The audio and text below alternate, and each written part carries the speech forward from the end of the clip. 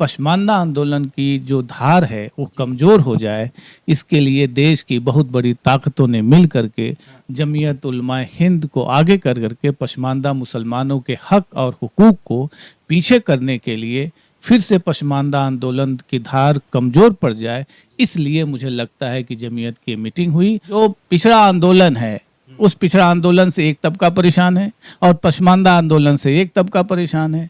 पसमानदा लोग ही पीछे खड़े होते हैं, पसमानदा लोगों के ही पैसे खर्च होते हैं और पसमानदा तबका ही खड़ा होकर के किसी भी मुस्लिम ऑर्गेनाइजेशन को आगे बढ़ाता है। आज तक जमीयत के किसी भी जमीयत उलमा हिंद का जो अध्यक्ष होता है, आज तक पसमानदा तबके का कोई क्यों नहीं हुआ। बात तो वही आती है कि आरएसएस में आज तक गैर ब्राह्मण कभी नहीं हुआ।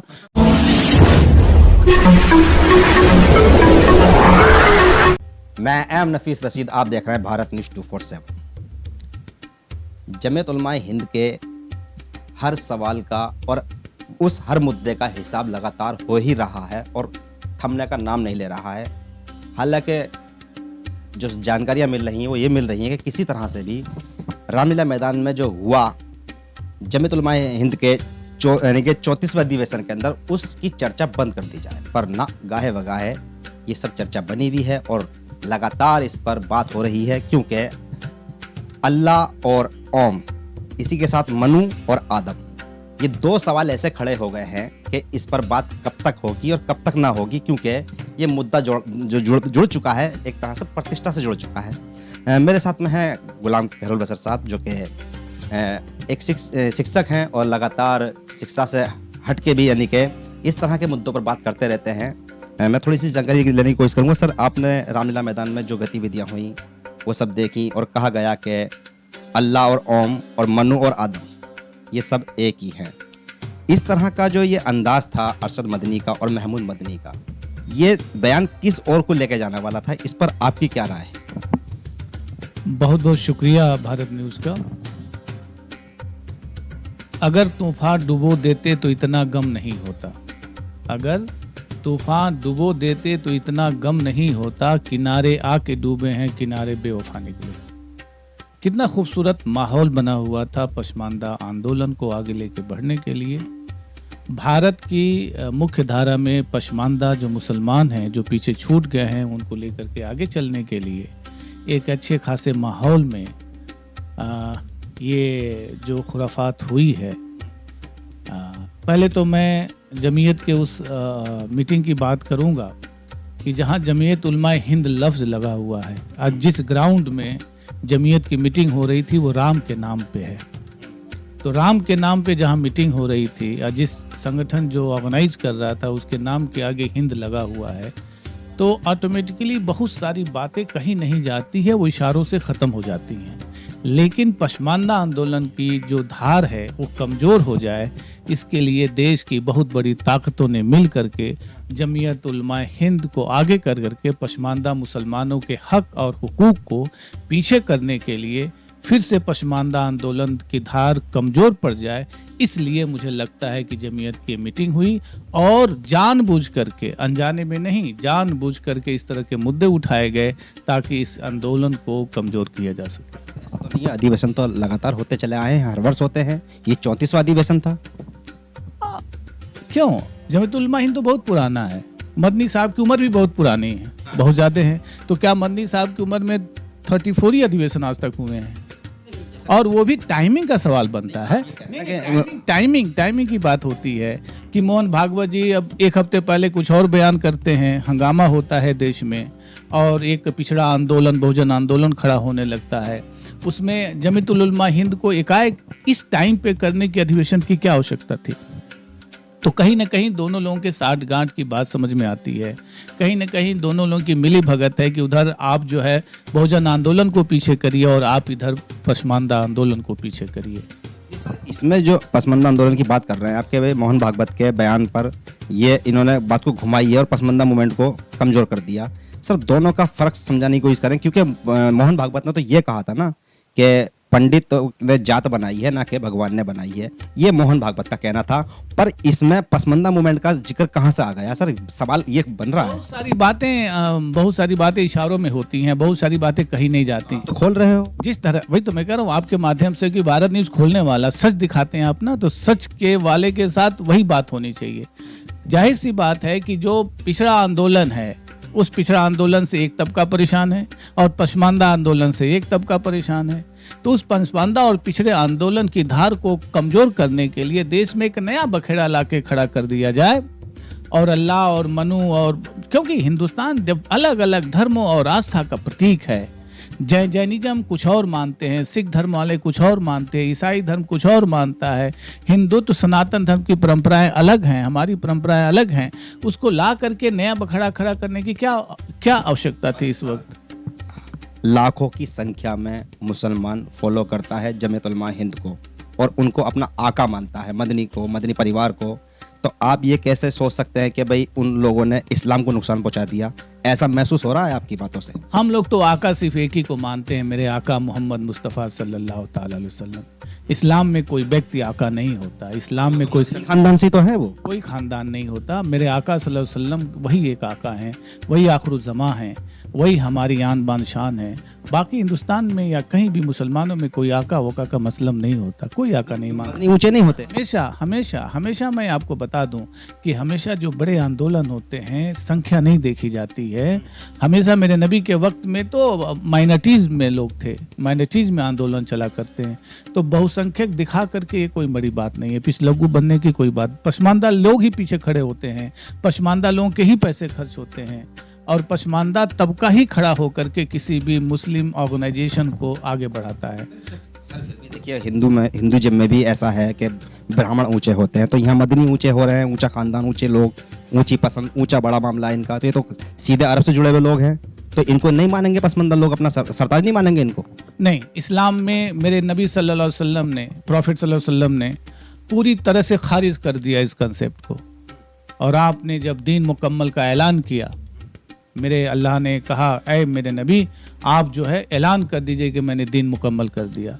और दीन मुकम्मल करने मेरे नबी का आखिरी खुतबा जो पसमानदा आंदोलन की मुख्य थीम है, वो आखिरी खुतबा है कि आज के बाद न कोई बड़ा है न कोई छोटा है, आज के बाद न कोई गोरा है न काला है, आज के बाद न कोई अरबी है न अजमी है, आज के बाद न कोई अशराफ है न पसमानदा होगा, कोई आगे पीछे गोरा काला नहीं होगा, कोई बड़ा छोटा नहीं होगा। मेरे नबी का आखिरी खुतबा है और पसमानदा हमारे आंदोलन की थीम है, उसमें कोई आगे पीछे नहीं होगा। सिर्फ कौन आगे पीछे हो सकता है? जिसके पास ईमान का मसला है, अमल का मसला है, किरदार का मसला है, और कोई आगे पीछे। क्यों पसमंदा मान रहे हैं अपना आप को, और उनको क्यों मदनी माना जा रहा है, और उनको क्यों ऊंचा माना जा रहा है? हम बता रहे हैं क्यों? क्योंकि जो पसमानदा की जो बात है वो इकोनॉमिकली, सोशली, एजुकेशनली बैकवर्ड है।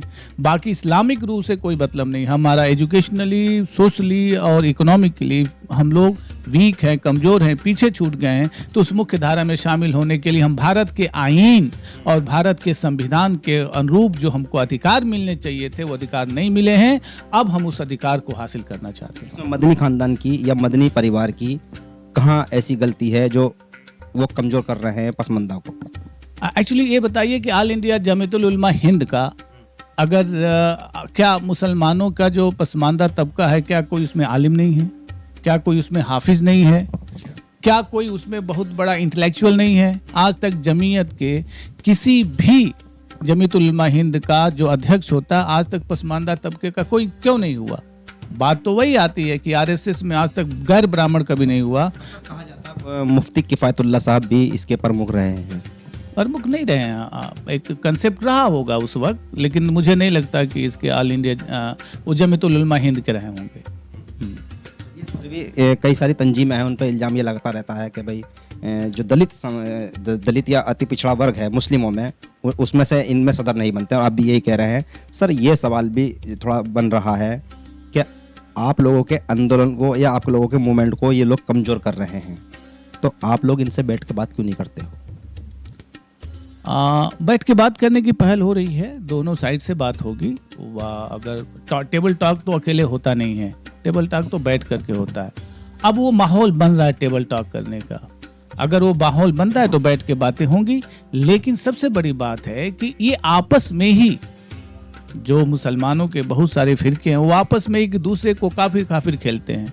अब बहुत सारे लोग तो मदनी मियाँ को कहते हैं कि कुफ्र का फतवा उनके ऊपर, बहुत सारे ऐसे सेक्ट हैं, बहुत सारे ऐसे इस्लाम में ही ऐसे तबके बने हुए हैं जो एक को काफिर कहता है कि कहीं ऐसा ना हो कि इनके ऊपर कुफ्र का फतवा आ जाए कि आप मदनी के लिए भी फतवा। अब जाहिर सी बात है, जैसे इसमें बहुत सारे ऐसे लोग हैं, बहुत सारे ऐसे सेक्ट हैं, बरेलवी है एक तरफ, देवबंदी है, वहाबी है, अहले हदीस है, डिफरेंट सेक्ट के लोग हैं, शिया हैं, तो आपस में करते हैं। तो मैं तो कहता हूं कि पहले आपस में आप इकट्ठे हो जाओ, आपस में एक दूसरे को एक प्लेटफॉर्म पे ला करके खड़े हो जाओ, तब उसके बाद हम सनातन धर्म और जैन धर्म और बाकी धर्मों के मिलन इसकी बात करेंगे।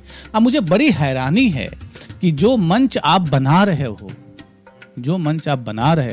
उस मंच पे अलग अलग धर्मों के प्रतिनिधि हैं, जैन के प्रतिनिधि हैं, सिख धर्म के प्रतिनिधि है, ईसाई के रिप्रेजेंटेटिव हैं, हिंदू धर्म के रिप्रेजेंटेटिव हैं, इस्लाम धर्म के रिप्रेजेंटेटिव हैं।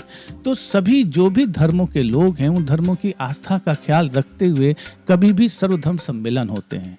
सिर्फ अपनी आस्था की मैं बड़ा के तौर पे नहीं होता है। तो सबको अगर सर्वधर्म सम्मेलन होता है तो सबको साथ लेकर के चलता है, तो उसका ख्याल तो होना चाहिए। जिस तरह से ये भी एक सवाल बन रहा है कि जिस तरह से वहाँ पर जैनी थे, हिंदू, सिख, ईसाई सभी लोग धर्म के लोग थे, तो वहाँ पर ये क्या कहते हैं अहले हदीस नहीं थे, वहाँ पर बरेलवी नहीं थे, वहाँ पर सुन्नी नहीं थे, वहाँ पर कई सारे फिरके जैसे आप बता रहे हो, जिक्र भी कर रहे हो, वहाँ नहीं थे। ये तो मैं बोल रहा हूँ कि पहले अब आपस में जो हम लोग हैं, जो आपस में है वो आपस में मुत्तहिद होकर के एक राय आ जाए, जो कॉमन एक कंसेप्ट है, कॉमन जो एजेंडा है। जैसे बहुत सारी गवर्नमेंट बनती है, एक एनडीए की गवर्नमेंट या किसी भी एक कॉमन कार्यक्रम बनता है, एक समन्वित होकर के कार्यक्रम, उस कार्यक्रम में मिला करके हम लोग आगे बढ़ें, सबको सबकी आस्था का, सबकी परंपराओं का, आस्थाओं का ख्याल रखें हम लोग। जब उसका ख्याल रखेंगे सब लोग इकट्ठे हो जाएंगे। मैं कहता हूँ ना कि जो काम लकुम दीनुकुम वलिय दीन, तुम्हारा दिन तुम्हारे लिए, मेरा दिन हमारे लिए। कुरान ने इसको मुकम्मल कर दिया ना कि तुम्हारा दिन तुम्हारे लिए, हमारा दिन हमारे लिए। हमारे दिन का जो स्कूल ऑफ थॉट है वो अलग है, आपके दिन का स्कूल ऑफ थॉट है, वेलकम, आपके लिए अलग है। उसको ला करके जबरदस्ती मिलाना और करना, ऐसी बातें करना क्या मतलब है? कुरान ने मुकम्मल कर दिया इस चीज को, ठीक है ना। मिलावट की गुंजाइश नहीं है। अल्लाह ओम मनु एक नहीं होगा, अल्लाह एक है, सब एक है, ब्रह्म एक है, यूनिवर्स एक है। लेकिन जबरदस्ती जब कुरान ने कह दिया कि कह दीजिए कि आपका दिन आपके लिए बेहतर, आपका स्कूल ऑफ थॉट नहीं है उसको, आपका हमारा स्कूल ऑफ थॉट, अगर आपका कहीं कॉमन समन्वय आता है ना कि अल्लाह ईश्वर तेरो नाम सबको सम्मति दे भगवान, यूनिवर्स ब्रह्म एक है। अब उस ब्रह्म को कैसे कौन मानता है, कौन कैसे वहाँ स्टेयर बना करके पहुंचता है, वो उसकी अपनी कंसेप्ट है। उसमें हम मिलावट क्यों करें? क्योंकि सबको पता है, हर धर्म को पता है कि यूनिवर्स में अलमाइटी एक है, अलमाइटी ओनली वन, सब मानते हैं अलमाइटी ओनली वन। अब किस रूम में मानते हैं, वो में मानते हैं कि कैसे मानते हैं, भाषा से मानने में फर्क पड़ जाता है कि कोई हिंदी में बोले जल और उर्दू में बोले पानी। नहीं, ये अलग फिलॉसफी है। उतना धर्म को चीप समझने की रिक्वायरमेंट नहीं कि जल और पानी वाली बातें हैं। जैसे अलमाइटी ओनली वन लोग मानते हैं, जो भी धर्म के लोग हैं वो मानते हैं कि Almighty only one, super power only one.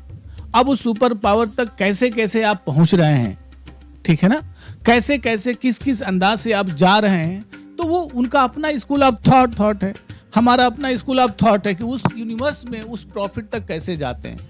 Sir, एक आप हजारों स्टूडेंट को तैयार करते हैं, बहुत बड़ा यानी कि एक क्षेत्र है शिक्षा का आपके पास में। अगर इस तरह के बयानों का असर होता है तो वो कितना हो सकता है? क्योंकि युवा पीढ़ी पर आप लोग जैसे लोगों की नज़र ज़्यादा होती है। बयान कभी भी ऐसा नहीं होना चाहिए जो देश के खिलाफ हो। कभी भी बयान ऐसा नहीं होना चाहिए जो देश के संविधान की आत्मा के खिलाफ हो। बयान कभी ऐसा नहीं अलग होना चाहिए कि जो किसी के आस्था के साथ खिलवाड़ करे। हमारे दीन ने, हमारे इस्लाम ने कभी किसी की आस्था के साथ खिलवाड़ करने और उनको उनके ऊपर किसी तरह का ऐसा दबाव डालने के लिए मनाही की है। तो कभी इस तरह के बयान नहीं होने चाहिए, कभी नहीं होने चाहिए। उस बयान से परहेज होना चाहिए, ताकि ये देश अगर हमारा है तभी हम यहाँ पे हैं। देश हमारा नंबर 1 होना चाहिए, देश की जो थॉट है, थीम है हमारी नंबर 1 होनी चाहिए। शुक्रिया बात करने के लिए। ये थे गुलाम खैरुल बशर साहब, जो कि लगातार यानी कि बने हुए हैं मेरे साथ में। और भी मैं कुछ मुद्दों पर एक वीडियो और पेश करना चाहूँगा, उसमें भी मैं थोड़ा जानना चाहूँगा कि भाई किस तरह से पसमानदा मूवमेंट को नुकसान हुआ है। क्योंकि दर्शक भी जानते हैं कि ज़्यादा बड़ा प्रोग्राम दिखाने से खुद वो बोर हो जाते हैं, और हमारी तो कोशिश ये रहती है कि ज़्यादा से ज़्यादा वीडियो आगे तक जानी चाहिए, क्योंकि अगर आप छोटे छोटे पार्ट में देख रहे हैं तो ये सबके लिए बेहतर रहेगा, हमारे लिए भी और आपके लिए भी। तो कुल मिलाकर ये वीडियो शेयर करें और अगले वीडियो का इंतजार करें। मैं एम नफीस रशीद, आप देख रहे थे भारत न्यूज़ 247।